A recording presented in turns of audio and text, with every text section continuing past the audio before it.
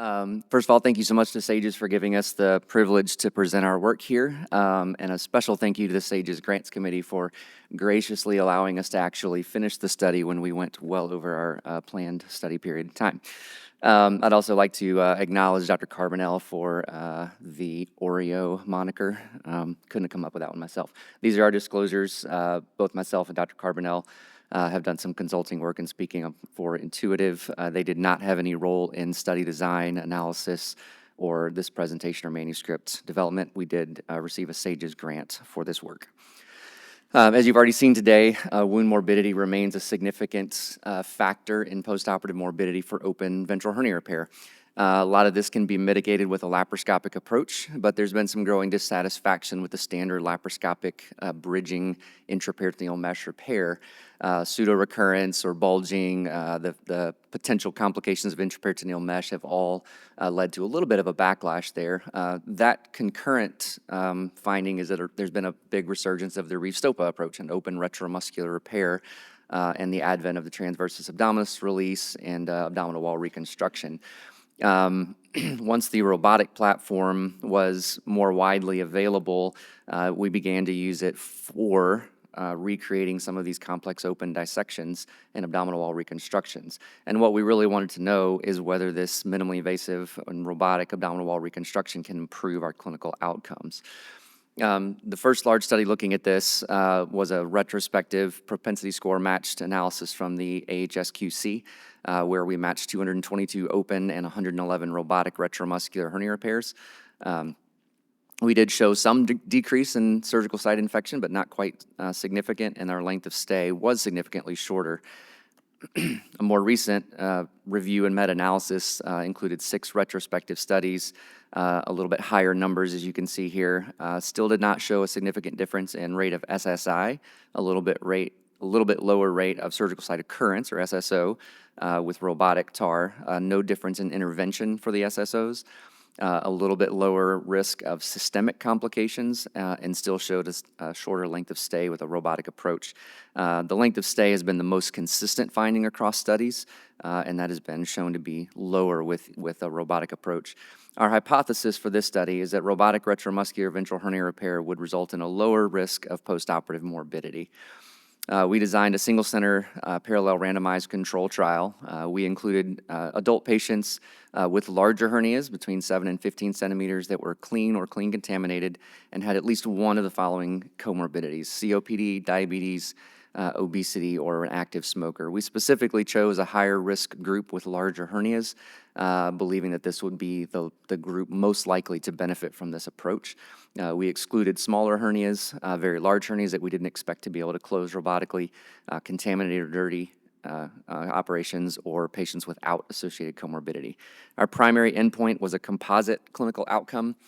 We chose this for 2 reasons. One, because SSI is not the only relevant factor in postoperative morbidity, and also to aid with sort of our precision and analysis and sample size. So this composite outcome included SSI, any SSO other than simple seromas that required no intervention, hospital readmission, and hospital recurrence.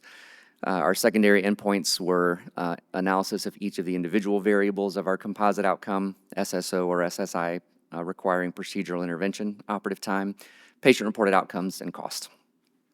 We initially performed our power analysis based on retrospective data from our own institution on open and robotic retromuscular ventral hernia repair, and identified 52% incidence of our composite outcome in our open group and 24% in our robotic group, which left us with 46 patients required to detect this difference. We aim to enroll 100 patients in total, 50 in each arm, and we did perform all of our analysis in an intention-to-treat manner. This was our flow diagram. We did have 7 patients who were randomized, but ultimately never went to surgery for a variety of reasons. We had 3 patients who completed surgery who never completed their 30-day follow-up. So we had 45 patients in the robotic group and 44 in the open group for initial analysis.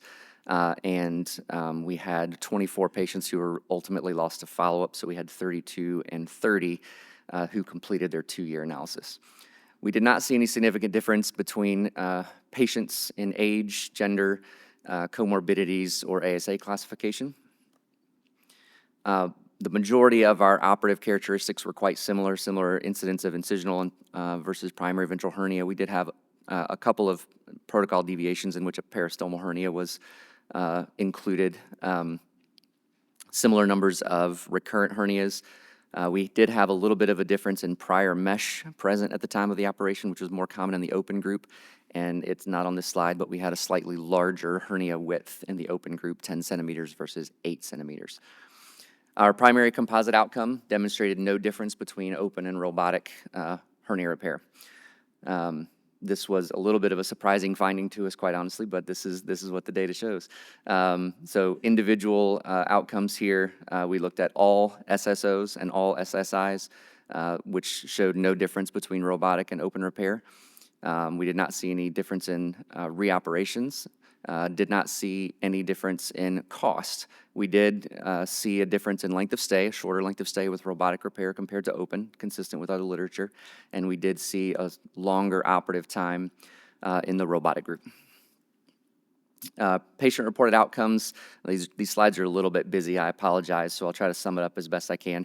Essentially, what we found is, based on the Hercules abdominal wall quality of life questionnaire, we did see an improvement from baseline at 6 months to 12 months and 24 months in both groups. There was a slight difference in some of the baseline characteristics at each stage.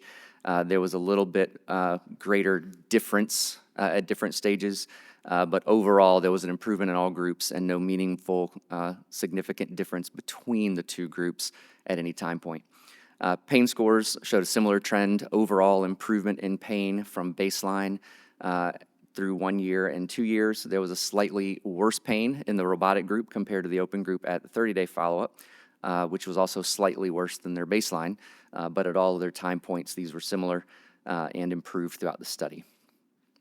And we finally assessed recurrence in several ways, both clinical exam, imaging, as well as the ventral hernia recurrence inventory, which is a validated tool that asks the patient if they have pain at the hernia site, bulging at the hernia site, or feel that their hernia has recurred. We did see significantly more patients in the robotic group reporting bulging at 2 years. When we calculate the overall ventral hernia recurrence inventory, possible recurrence, so this is sort of a worst-case scenario based on patient reported outcomes, we had 34% recurrence in the robotic group and 13% in the open group. This was not statistically significant, but a bit concerning. We then developed the composite recurrence, which is the ventral hernia recurrence inventory, and then excluding any patients who had objective findings not showing a hernia. So we had 1 confirmed recurrence in the robotic group, no confirmed recurrences in the open group. We had 1 remaining patient in the open group and 3 remaining in the robotic group that had possible recurrences based on their questionnaire, and the remainder were ruled out by objective findings. So my apologies, there was an error there. It's actually 4 recurrences, 12.5% in the robotic group for the composite recurrence, but this was still not statistically significant.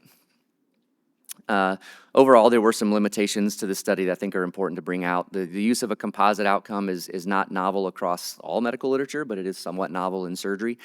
And that can certainly be debated whether this was the optimal outcome for us. Recruitment and randomization proved quite difficult.